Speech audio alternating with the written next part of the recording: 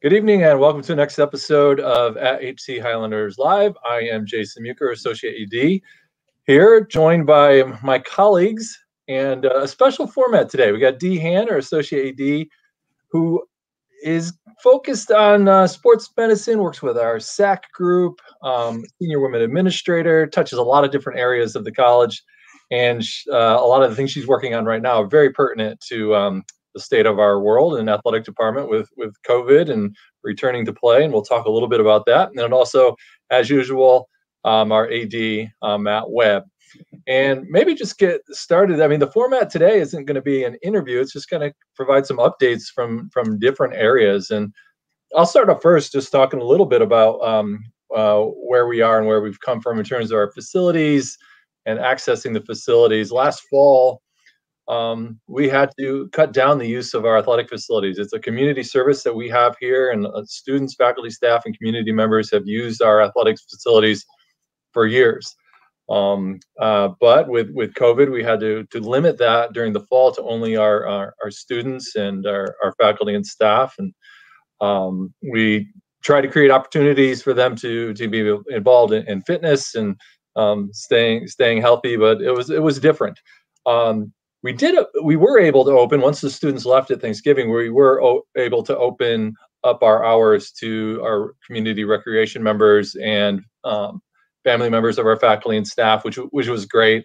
They really appreciated that, and we had some limited hours for them, and it was pretty popular in the community. We also had a pickleball tournament that a lot of people were involved in. It went multiple days due to the number of people involved, but it was great over December and January to get more of the community members back into our facilities.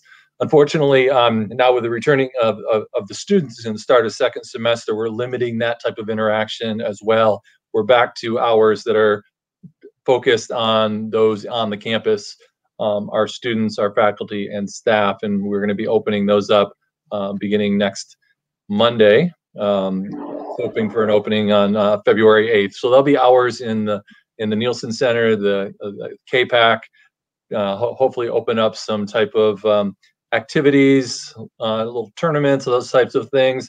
And one of the things we're going to try to do, and Matt can talk a little bit about it, was an idea we had at the end of last semester. The timing didn't work, is just opening the hours of our facility up for people just kind of relieve stress, not necessarily to work out, but maybe in socially distant study groups, people getting together, playing music, having yard game type activities, just a place to hang out that's indoors.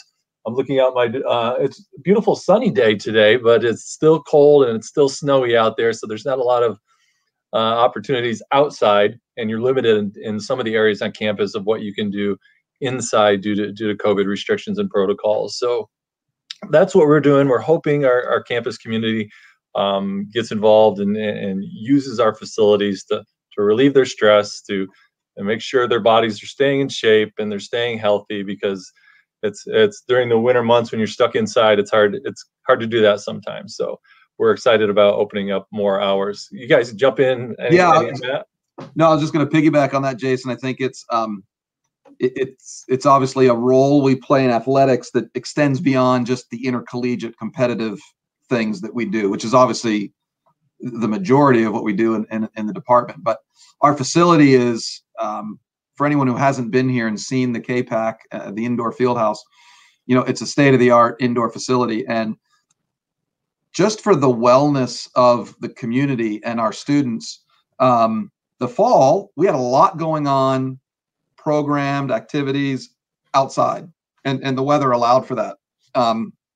And we actually didn't see a whole lot of traffic in the indoor facility. And I think a lot of that was due to the fact that they could be outside, walking in the woods, playing disc golf, taking advantage of our Saturday spike ball tournament or amazing race event that we did, or, any one of those things.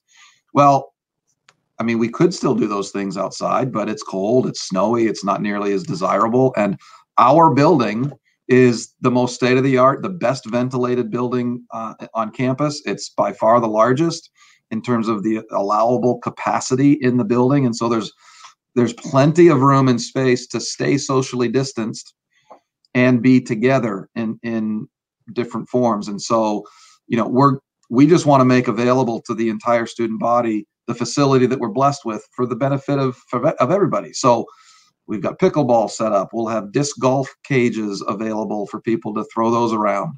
Obviously, the tennis courts are available. The walking tracks available.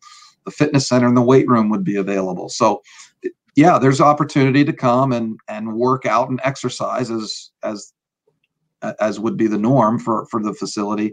But there's space to come out. We're probably just going to be setting up some tables as well if people want to come to hang out and play cards or do whatever while sitting appropriately and distanced and masked and all the things that we need to do now. Our building can facilitate that really better than anywhere else on campus right now. So we're just trying to create as best an experience as possible for our students, and our building has the capacity to do that. So that's what we're working on.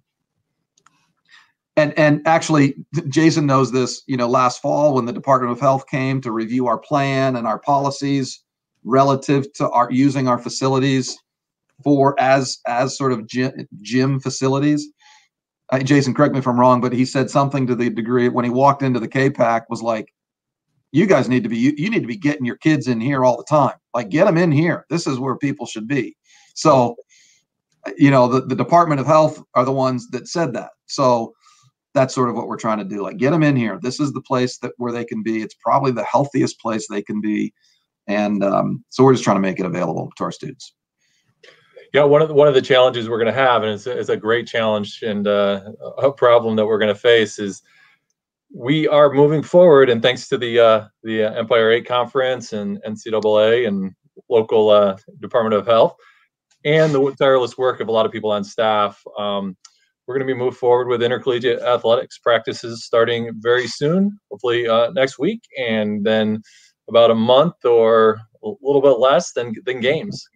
Games we haven't seen in almost 330 days or so. I think March 12th, 10th or 12th was the last time. It'll almost be a full year. It'll be just shy of a full year from our last intercollegiate contest. What was that? Was that a men's lacrosse? It was either a men's and or women's lacrosse. played. One was home, one was away. They both won handily. Yeah, so we're excited about that, which the challenge it creates is we're going to have our intercollegiate athletic teams wanting to, if the weather stays like this, a lot of them can go outside, but some we'll have to use some of our indoor facilities. So that just creates some stresses on facility hours and availability, but it's an exciting challenge that we're going to have to face, something that we've been waiting for. And I know our student athletes and coaches have been, so we're excited about that. And I'll talk to make that happen. There's a lot of things in terms of protocols and reacclimatization phases that the NCAA put out, and that's a hard word we've learned to say over the past 6 months. And then testing protocols as well, and that's something we didn't do last fall. So I'll let Dee maybe talk a little bit about what the testing protocols look like and how that will change things that you're doing and that our student athletes and teams are doing. Yeah, thanks, Jason. Testing is a new forefront for us here in the department. Kind of in a way thankful that we didn't have this in the fall, and we kind of had the fall to research the testing parameters and different procedures that we were going to have to follow in order to prepare for the spring. And also very thankful that this load of testing will not be placed on the sports medicine staff. So my two assistants and I will be, for the most part, out of the testing, day-to-day testing. We do have a director that we hired, a director of COVID testing is what we're calling him. Some of you listeners out there, viewers, might remember Greg Bish. Greg Bish he came back to join us for 3 months worth of COVID testing. He is going to be the director. And we also have two assistants that will be joining him as well. Rachel Fortney and Erica Ballman will help him on the day-to-day testing grounds. What we're looking at is testing Monday through Friday. Basketball, men's and women's basketball each have to test 3 days, 3 days per week. And this is all NCAA recommendations that we're going forward with. So they'll be testing on a Monday, Wednesday, Friday block. And then we also have to make sure that they are testing 24 hours prior to their travel date. So if they're traveling on a Friday, we make sure we test them on a Friday morning in their normal testing spot. So that will guarantee a good travel for Friday and Saturday. So And as for our other teams, we kind of upped the testing on this front with our low and moderate sports. Low sports really didn't have a testing parameter except for when it came to travel, but we felt for the health and safety of everyone involved that we needed to ramp that testing up. So the MPIRA agreed across the conference that we were going to be testing at 100% of the rosters of low moderate sports. So they're going to be tested at a rate of 1 time per week. Again, their testing block will also have to have a 24-hour test prior to travel. So they might be testing 2 times in a week. It all depends on when their testing day is. So Greg has been putting together those schedules. Some days we're going to be testing about 130 student athletes in one day in approximately probably a 4 to 5 hour block.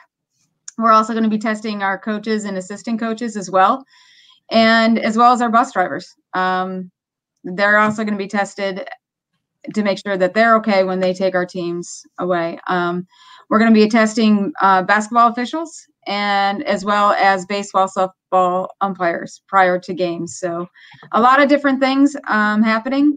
So excited though that this is another safety procedure in place to protect everyone. Yeah, I just want to say thanks to Dee for all the work that she's done to sort of pull all this together. And obviously the addition of Greg Bish coming back, who's an experienced higher ed professional administrator who's had experience in multiple different areas. He's just going to take this and it's going to be really, really good. One of the things that I'm confident in, or I guess really pleased with, is that the Empire 8 as a conference agreed across the board to go with these particular standards. Like Dee said, the minimum testing requirements for the low risk and moderate risk. Well, low risk, you didn't even have to test. Moderate risk, I think the minimum requirement was to test 25% of your roster once a week. And so there are some institutions out there that are doing that, but I'm just I'm pleased that the conference as a whole decided to go with just a little bit more of a robust testing policy for all of our low and moderate risk sports. So we're actually testing at a higher degree or a higher level than what the NCAA has actually required as a minimum. And so that's, and Dee, I'm not sure you said this, maybe you did. I'm trying to, the other thing that we're doing is institutionally and conference wide, there's been an agreement that any of our opponents that we play have to meet those same criteria as well. So we wouldn't be competing against an institution that's not testing to the same degree that we are. Fortunately, or conveniently maybe, many of our sports at this point for the spring are only competing against our Empire 8 colleagues. So our fall and winter sports that are competing in March and April are only playing Empire 8 opponents. It looks like our lacrosse programs might only be playing Empire 8 opponents. And so there's actually going to be a lot fewer non-conference contests against non-Empire 8 schools than we would normally be used to. So that makes it nice in the sense that there's consistency there, and it gives a certain level of confidence knowing that we're going to play an Empire 8 school. We know they've tested the exact same way we've tested, and there's a certain level of confidence there that I think is really, really good. And so we feel good about that. But I just want to make sure, Dee is recognized for all that she's done. She's actually in the throes of testing right now because institutionally, we're testing all of our students once a week. These first 2 weeks, we're in our second week now, but Dee and her staff have been part of that process. So she's testing a lot this week.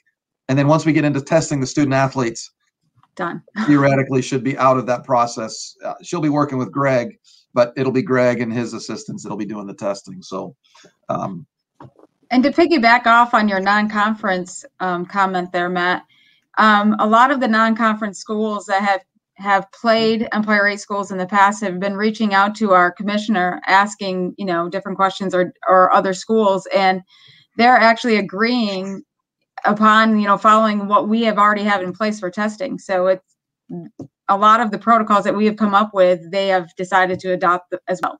So that's been nice. Yeah. And, that reminds me of something that I've said before, even back in the summer and in the fall, but we're really part of a really good conference in many, many ways. There's a level of camaraderie and I think mutual respect within the conference. Chuck Matrano's our commissioner, and he has been very aggressive and very ahead of the game in terms of planning. Our pandemic Empire 8 conference pandemic policy was out there well before many others were. We had access to testing for this spring that others have not had access to due to Chuck's leadership and really being proactive in getting things happening. And this is just sort of another example of, we've set the bar at a little bit of a higher level, and others are following suit, sort of following that lead. So, we knew that when joining the conference, but it's just been good to be part of a conference that is forward thinking, has been planful. It's almost sort of funny to say that because it feels like in this era of COVID, there's so many things we don't know answers to, but it's just interesting when I hear of others and colleagues from other schools and other conferences at times where I think we don't know what we're doing, or it's just we don't know the answers. We're almost always so far ahead of a lot of other folks, and that's a lot to do with Chuck's leadership, and so it's just good to be part of that conference. Let's transition, a good segue to what the conference schedule and team schedules are going to look like this spring. When do things start? What's a typical thing going to look like? How many games are going to be played typically? Is it going to be a full schedule?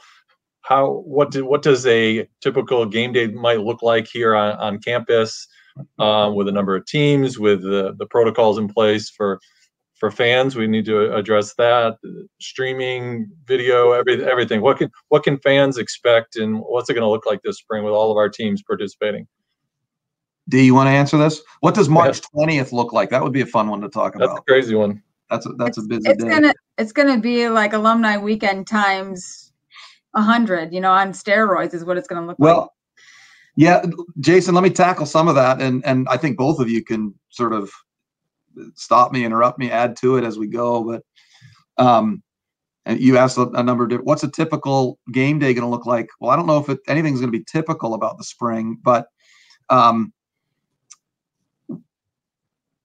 there will be testing involved. Depending on the sport, there will be testing of officials. New York State at the moment has mandated no fans for intercollegiate sports. I'm personally hopeful that changes at some point this spring, particularly for outdoors. But having said that, it's the latest guidance we've gotten from the state. That's very clear that's the mandate from the state. So that's actually something that we're required to monitor and have staffing in place to sort of regulate that. That presents all kinds of challenges for different. It's sort of easy for an indoor sport, I suppose. We just don't let people in the doors. But our outdoor venues there's no big black fence, around our venue that we let people in and out of. So it is a little tricky. One of the things, Jason, you asked the question. You're probably the one who can answer this best. But we've decided we want to make the streaming experience, the online viewing, as good as we can. We actually upgraded to HD video a year ago, or maybe 2 years ago now. So the quality of our stream is better than it used to be. But we're working real hard to have audio commentating, play-by-play, whatever, for all of just about all of our sports, all of our team sports anyway. Which, that just adds to the viewing experience. When you watch a soccer game or a basketball game and there's no audio, it's just not quite the same. So we're working on, we've got some volunteers in our community. We've got a few parents, I think, who've expressed interest in helping out in that regard. So that's one thing that's going to be different, and hopefully provide just a better, viewing experience for parents in particular, but any fan that wants to watch. Dee, what's game day look like for visitors and our own athletes, I suppose? Well, I was going to say game day has a whole different look to it. Obviously, all the staff that is going to be dealing with the games or close to the student athletes, they'll be screened. Just like a daily screen to make sure they're okay when they come in. The athletes, the way we're doing sports medicine right now is totally different than what we have done in the past. It's kind of been hard to get used to because the contact that we typically have had with a student athlete on a day-to-day basis has totally changed the way that we have done sports medicine. So our athletic training room is not open all the time like it has been. It's appointment based. So each student athlete who needs an eval or needs to do rehab needs to schedule it with either Dan or Austin for an appointment. We've been taping outside the athletic training room. When it was beautiful out, we had a tent set up outside the athletic training room toward the softball tower, and we were calling that the athletic training room patio, and we are taping outside.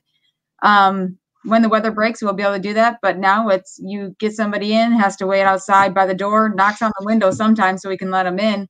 But that's going to be how game day is. Like our teams will have the first hour slot, and then the second hour slot will be the visiting team if they need anything. And it's communication is what we agreed upon across the Empire 8 with all the ATs is we're going to have this list ahead of time, which we already do, but it's going to be ramped up on what are their needs of their student athletes. And is this something that can be taken care of outside or in the athletic training room? So we're trying to limit that in, the in-person in the athletic training room, since we are treating it, kind of ramping it up as a medical facility and doing it that way.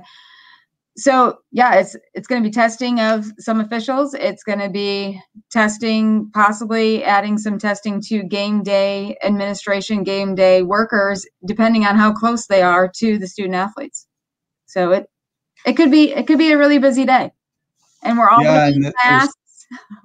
Well, and there's some other facility questions that are. It's been a point of discussion in the conference in terms of what of our institutions are. What kind of facility, locker rooms, showers are available? For the most part, we're not going to have locker rooms and showers available. And that's going to just create a whole new dynamic for traveling home after a game. That's just going to be, I don't know how the bus drivers are going to enjoy that, but that stinks. That stinks. No, but that's the reality of where we're at right now. One of the things I've actually looked into, actually just got some quotes on some pricing, is the idea of providing. Now, that's not actually super difficult when you're home. I mean, for our students to show up to the field, ready to go, and leave and just go back to the dorm and shower, that's not super inconvenient. But for visitors, it's not ideal. So, and we'll be on the receiving end of that when we're visitors other places. But I actually just got some numbers on what would it cost to have a tent. Probably not as needed on the baseball and softball fields because they have dugouts and there's some privacy there. And baseball and softball, actually, for the most part, often arrive in uniform. That's a bit of the norm for those two particular sports. But lacrosse, soccer, field hockey, for people that arrive, they're not going to be coming into our facility to use our locker rooms and showers. And so providing a tent, putting some sort of portable heaters in there that we would put just outside the fence by the bench side of Burke Field for those sports. That's something we're considering looking into. That would just be a place they can come, they can get off the bus, they can go into there and change while it's still super cold. Hopefully we can get some heaters out there in the tent to help warm it up a little bit. But so that might be the reality of how it works. There's another institution in our conference I know that's doing the same thing. So those are the kinds of things we're thinking about that just look and feel different from what we're used to. Yeah, you can anticipate a basketball season starting March 3rd. That's the first game for basketball. We also have women's lacrosse, tennis, men's lacrosse. All the sports are going to be things you don't typically see are going to be kind of converging, a double header between lacrosse and soccer, something you've never seen before, or games going on, a baseball game, lacrosse game, field hockey game, volleyball game, basketball game, softball game. I don't think we have it that crazy. I was looking, for how crazy it could be, it's not quite as bad. I don't think it's worse than a homecoming or a busy day like that, which is surprising. But we do have a lot of teams playing away with coaches who might have responsibilities typically at a home game where we have to cover. I think that's kind of the biggest issue is we're pulling people away that might otherwise be helping in areas that we need at a home event because they're on the road. Typically their season was in the fall and they're available. Now no one's available unless it fits their practice or game schedule. So I think that's the biggest issue, not the amount of things happening. I think that's manageable. There's more of them, but it's kind of the personnel that is used to cover those is kind of creating some stresses, I think, that we're going to have to deal with. Yeah, I think that's the biggest puzzle is figuring out the staffing when a coach who typically covers a basketball game isn't there because he or she's got their own team on the road or whatever. So what you're saying, Jason, is I'm going to be doing stats at a bunch of games this year. Who knows? Stats and announcing, yeah. Ball boy. and game administration. Well, and that's the big puzzle that Dee and Jason in particular, but I'm involved to a degree as well, are trying to figure out in terms of how we pull these events off. One nice thing we have right now is we do have an NCAA intern. We the recipient we had a couple of years ago, we received a grant for a 2-year internship for an administrative position, and we had a year where we didn't have it, and we reapplied for that grant and we got it again. So we actually have Allie Holmquist works with us, and she's got a majority of her job is dedicated to this stuff. So we do have that extra person that's going to help a lot with coverage of events that we wouldn't normally have. And but people will be filling in ways that maybe we don't typically fill in. You know, a coach who doesn't typically do a basketball game might be called upon to do a basketball game because they're available. And I will probably be doing some stats and doing some announcing and running a scoreboard here and there. And who knows? We'll all be filling in. Jason will be busy at events, and like I said, we've had some volunteers also, particularly on the streaming side of things, and that'll help a lot. So we're going to make it work. I've said from the beginning, this is the most important thing, is making these events work. And that's what we got to make work for our student athletes. They need the opportunity to do it.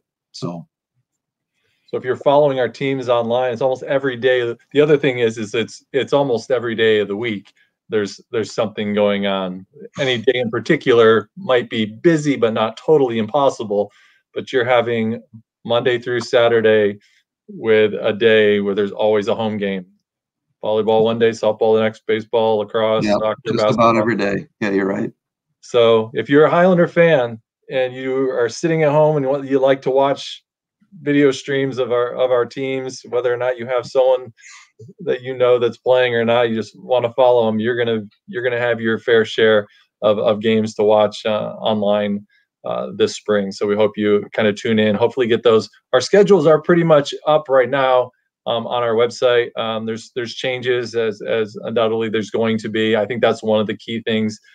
You might set it now and set your schedule to, hey, I'm watching a soccer game this weekend, but with COVID, anything is possible. You might get teams that our opponents or us might force some cancellations or movement of these games and postponements. So that's going to be the reality this spring. Is nothing is set in stone. So kind of come back. We'll let you know as much as we can when we know it on our website, but that's something that we'll have to deal with as well. Okay, I think we've about covered it. Our spring hasn't quite started yet, but in our minds, it's going and racing. Well, thanks, Jason, for pulling this off. I just want to say publicly to anyone who's watching, these two folks here next to me on the screen, I don't know how it looks to you, but I'm on the one side and Dee's in the middle and Jason's on the other side. But Jason and Dee are fantastic colleagues, and the work they do and the time and energy they put into making stuff work for this department is just outstanding. And so I want to be sure to praise the two of you publicly to anyone out there who's watching and listening.